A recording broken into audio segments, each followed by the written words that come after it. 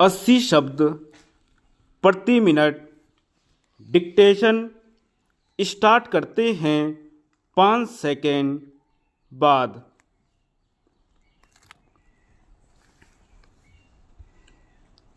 महोदय, वहाँ पर उपलब्ध संसाधनों का या उसके मूल्य का अधिकतम भाग उस क्षेत्र के विकास के लिए उपयोग किया जाए।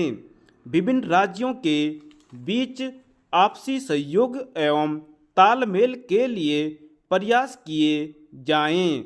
जातीय हिंसा या अन्य इस प्रकार की समस्याओं से निपटने के लिए जन जागरूकता अभियान चलाने के साथ साथ प्रशासन को भी मजबूत किया जाए। विदेशों में मधुर संबंध भी इस दिशा एक अहम कदम हो सकता है। प्राय ऐसी गुप्त सूचना मिलती है कि विदेशी राज्य भी खंडन की आग को हवा देते हैं।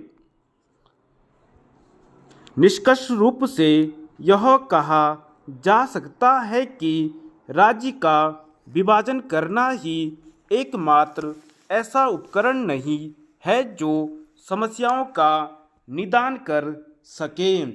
अन्य उपायों पर पहले पूरी तरह कोशिश कर ली जानी चाहिए। इसके बाद भी यदि समस्या का निराकरण नहीं हो पाता तो अन्य बातों पर विचार करते हुए विभाजन को स्वीकृति दे देना उचित होगा। चूँकि जब वहाँ विकास के अवसर होंगे तभी वहाँ विकास होगा, तभी लोगों में सुख शांति स्थापित होगी और यही भारत को विकसित बनने के लिए आवश्यक होगा। पिछले कुछ वर्षों में भारतीय राजनीति को जिस वजह से सबसे ज़्यादा नकारात्मक का शिकार होना पड़ा है वह है राजनीति का अपराधीकरण।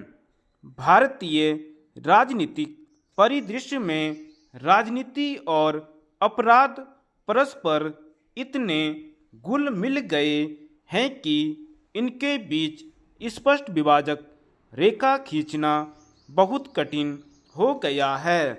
स्थिति यह हो गई है कि आज बहुत से लोग राजनीति में प्रवेश करने से हिचकिचा रहे हैं।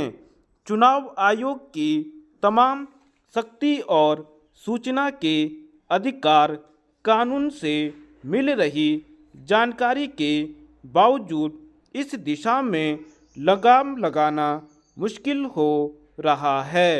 हालांकि आपराधिक मामलों में दोषी ठहराए जाने के बाद चुनाव लड़ने की पाबंदी के चलते राजनीति में अपराधी तत्वों को प्रवेश में कमी की उम्मीद की जा रही है। लेकिन सवाल यही है कि जितना मुश्किल राजनीति से अपराध को दूर रखना है, किसी व्यक्ति को किसी अपराध में दोषी ठहराना उससे कम मुश्किल नहीं है। स्वतंत्रता प्राप्ति के बाद प्रथम 3 आम चुनावों तक तो ऐसा प्रतीत होता था कि भारत में स्वस्थ लोकतंत्र की स्थापना हो गई है और वह इस देश में गहरी जड़ें पकड़ता जा रहा है। परंतु सन 1967 के बाद के निर्वाचनों में उक्त धारणा का खंडन ही नहीं हुआ है, बल्कि भारतीय राजनीति में नैतिक एवं चारित्रिक पतन जड़ें पकड़ता जा रहा है। इस प्रक्रिया का आरंभ तब हुआ जब श्रीमती इंदिरा गांधी ने अपनी स्थिति सुरक्षित रखने के लिए गांधी और नेहरू की पार्टी अखिल भारतीय कांग्रेस के भविष्य को दांव पर लगा दिया। धन्यवाद।